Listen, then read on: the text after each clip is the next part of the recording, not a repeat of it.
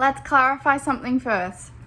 If somebody else experiences this differently to me, it doesn't mean that their experience isn't real. It doesn't mean my experience isn't real. We're different people. That's what happens when you're different people. You have different experiences. Alter communication. This is so complicated. First of all, I am so sorry if I can't explain this in a way that is understandable. I have never experienced anything else, so it's difficult for me to work out how to explain it to somebody who has never experienced it. So please, if you have any questions or something I say doesn't make sense, leave a comment and I will get through as many comments as I can, answering things and clarifying things and making it a bit easier for you to understand what I'm talking about. But alter communication, yeah. I did not realize until I was planning a video, I did not realize how many things just people who don't experience this just wouldn't know. So, first of all, I'm gonna start by talking about something that I call a communication circle. So every single altar now in this system at the moment, at the time that I'm recording this, we have between 35 and 42 altars. We might have more than that, maybe, because I don't know if there are altars that I don't know about, because I don't know. But we have probably about 40 altars, and every single altar in the system has 4 levels of communication circles. So in the middle of those circles is the altar, and then they have level 1, level 2, level 3, level 4. First of all, I'm obviously going to talk about level 1. So level 1 is altars that you have very clear communication with. Obviously, there are times where it's still difficult to communicate with these altars because so many things come to play. You know, if there is an altar that is distressed in that circle, it makes it harder for all of those altars to communicate. If there are a lot of stresses coming in from the outside world, there are so many different things that can affect our ability to communicate with each other. But for the most part, in that first level, it's very easy to communicate with. So that altar finds it very easy to communicate with those altars. Another important thing is that this altar in the middle can actually work out where in the inner world those altars in the first level are. So, for example, in my inner world, in my first level of altars, I had the host 6. It's very easy for me to know where in the inner world she is. It's also very easy for me to work out where one of the littles that I'm in, that is in my first level of communication, is. So that's an important thing about the first level. It's very easy for me to call out into the inner world that I need them. It's very easy for me to kind of share my emotions, and if I need to share information with them, we just have very good communication. Then we have the second level.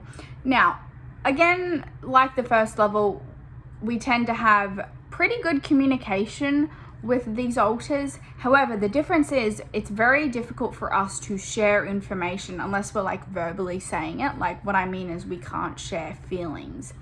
We can't share memories and stuff like that. Not necessarily memories, just like information. We can't work out where in the inner world we are. And sometimes we can, but sometimes we can. It's very iffy. A lot of the times we can't. We can't call out into the inner world that we need them. And they can't hear us if we're, you know, in a different part of the inner world. So that's a big difference between level 1 and level 2. You can't call out to somebody who isn't standing right next to you.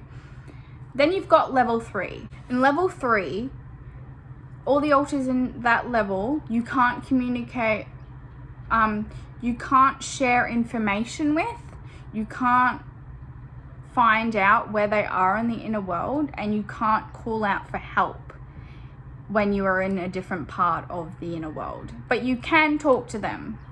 So if you're in an inner world, if you're in the inner world and they are standing in front of you, you can communicate with them, you can talk to them.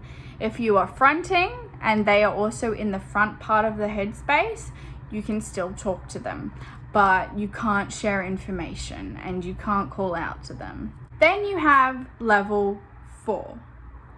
So with level 4, you can't communicate with them at all. At all. Like, you cannot communicate with them. But you can know that they're there. So sometimes you will see, if you're in the inner world and there is an altar that you're not supposed to know, like you can't communicate with, sometimes they appear as this shadow, as this kind of blob of thing, but you can't really hear, you can't hear them, you can't communicate with them. Then you have the altars that aren't even in your circles, and those are altars that you cannot communicate with, you have nothing with them. They exist, they're just not in your circle and you cannot communicate with them at all. That's why I don't know how many altars exactly are in the system, because there are altars who are not in my communication bubble at all. And if they're not in my communication bubble at all, then chances are I'm probably not even supposed to know they exist. I'm not going to question that, because that's not a decision that is made by me. So if they're not in my communication bubble, I'm not supposed to know about them. I don't want to know about them. Now, I hope that was understandable. Moving on to the second part is the overlapping of these bubbles. So this is 6 and this is me. Just because we are both in our first bubble and we are both in that first circle of communication doesn't mean we have the same altars in that first level. So 6 has 2 caregivers in her first communication bubble that are in my second communication bubble. So we don't share that in the same bubble. Just because we're in the same bubble doesn't mean we have the same bubble. Do I make sense? All of the altars bubbles are completely different because our roles in the system are completely different. So 6 is the host of the system. She is in charge of fronting most of the time. She's the one who presents into the world, and she has things going on that I don't have going on. So she has pretty clear communication with 2 caregivers because they provide help for her when she has to deal with the outside world. I don't need that same support, but I do need to be able to communicate with those 2 caregivers because I work closely with 6 and I need to know where she is emotionally. So I do need to communicate with them, but I don't need them in my inner circle. I have a protector that is in charge of finances and to-do lists and organization and stuff like that. She's in my first circle, but she's not in 6's first circle because she isn't in charge of making sure things are happening. I basically just tell her what needs to be happening, but she doesn't need to make sure that all of the things are happening. It's like I give her instructions, whereas she doesn't need to be making sure that everything is happening, if that makes sense. She just does what she's told. That makes me sound kind of mean, but it's just what happens. It's just the role we play in the system. Because 6 doesn't need that particular altar in her first circle. She's not in that first circle. Because the more people that are in those circles, the harder it is for you to communicate. So now I'm going to talk about what it actually feels like to communicate with an altar. This does go up and down as our ability to communicate goes up and down. So First, I'll talk about what it's like to communicate with an altar in that first circle. If I was wanting to communicate with 6 and she was in a different part of the inner world, if I think about needing 6 and I think I need to get some information off of her and I need her to come to the front, or I need her to front, or whatever it is, I just have to I just think about 6 and I try and think about what she's doing right now. And then I kind of get this, like I'm doing it right now, and I get this image of her and where she is in her surroundings.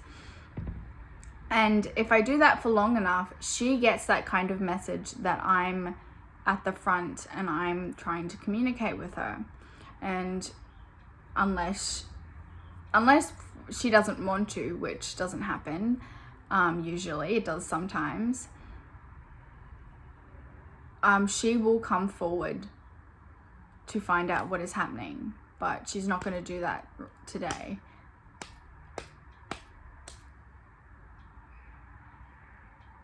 I was actually doing that right then, so I was figuring out where she is, and trying to communicate with her because I was trying to explain what was happening, and then I started dissociating.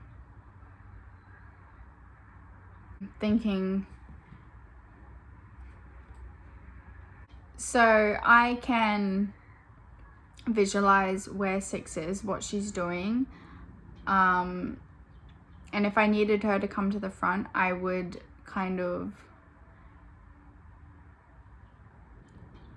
imagine myself giving her that information, and I would try and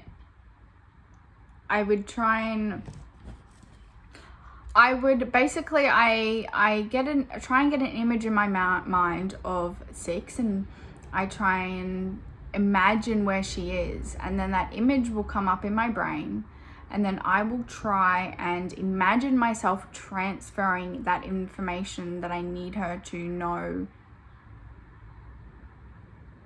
and then she will know that she needs to come to the front. That's how it works. I get that that's probably really difficult for somebody who's never experienced this to kind of understand, but that is the best way that I can think of to explain it. I can do that with probably about, I don't know, like 6 altars. I hope I don't switch, that would be bad. Then there's the second circle. So who's in my second circle? Okay, let me think. I can sort of, I'm trying to work out where one of the altars is in my second communication circle is. I can kind of see where they are, and I actually know where they are because they are with another altar that I have good communication with, and another altar that is in my first circle. But I can't really transfer information to them that I need them at the front. It's just like there's a wall and it's like not going. It's like you imagine the stream of energy going into them when you're thinking about them, but there's just like a wall and it just stops. It doesn't go into their brain. I don't know how much sense this is making, but yeah, I know where they are but I just can't, like, there's a wall stopping me from sending them information. I'm not going to try and communicate with someone from the third and second level because we usually only do that in very serious circumstances, and it can often lead to us being quite dissociated for a long time and finding it difficult to ground again if we do that when we don't need to. So I'm not going to do that, but it would feel like it's almost like you're trying to, like, it's almost like you're trying to get through a wall, like bang your head on a wall, and like, I'm trying to get through this wall, but like there's a wall, so you can't get through it. Where if you are trying to communicate with someone in your second level, it's like you're going through water. Like, there is something there that's kind of stopping you and stuff, but you can't, but it gets through, you know what I mean? It might come out the other side a bit like Chinese whispers, where the message is a bit distorted, but it still gets through. That's what it's like to communicate with alters. Thanks for watching.